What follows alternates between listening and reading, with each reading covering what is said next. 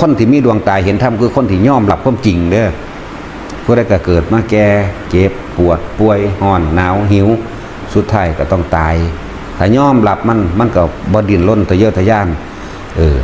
ในความอยากได้อยากดีอยากมีอยากเป็นอย่างดอกมันสิแค่ประคองชีวิตเอาไว้ประคองชีวิตกินก็กินเพียงแค่ว่ายังอัตภาพมันเปลี่ยนไปบ่ให้เจ็บบ่ให้ปวดบ่ให้หิวบ่ให้แสบซ้ำนั่นหนึ่งพอเป็นเครื่องอยู่ในการบำเพ็ญเพียรบำเพ็ญจิต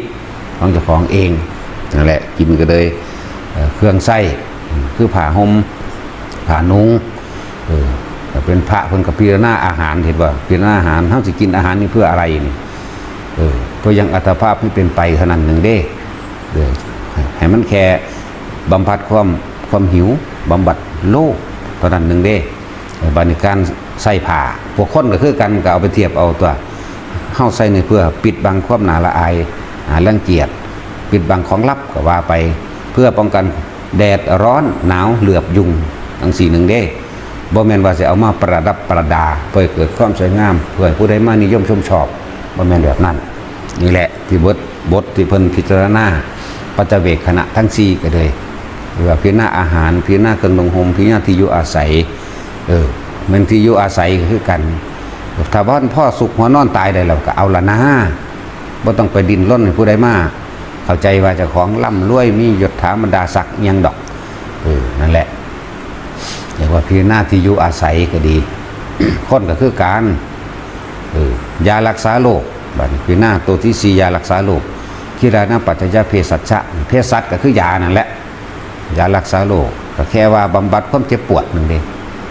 บรรเทาความเจ็บปวดแต่สิบรรเทาความตายบ่มีเด้มีแต่สิตายแก้ความตายบ่มีแต่บรรเทาความเจ็บปวดมันปวดหัวก็กินยาแก้ปวดหัวนั่นแหละมันปวดขามันปวดหลังมันนั่นนี่เป็นหวัดเป็นไอก็หาเนี่ยมากินแค่นั้นนึงเด้คนที่ยอมรับสิบ่โวยวายฟุ้มฟ่ายคนที่ยอมรับความจริงนั่นแหละสัมมาทิฏฐิเห็นตามความเป็นจริงโดยธรรมชาติของมันเป็นแบบนั้นยอมรับมันเลยบ่ฝืนมันเลยบ่โอดควรมันเลยบ่โวยวายเด้มันที่เป็นธรรมดาหานั่นหานี่ก็รักษาไปตามสภาพบ่ไหวก็ตายเท่านั้นตัวยากหยังมันไปมันแนวหนีได้ไหมนี่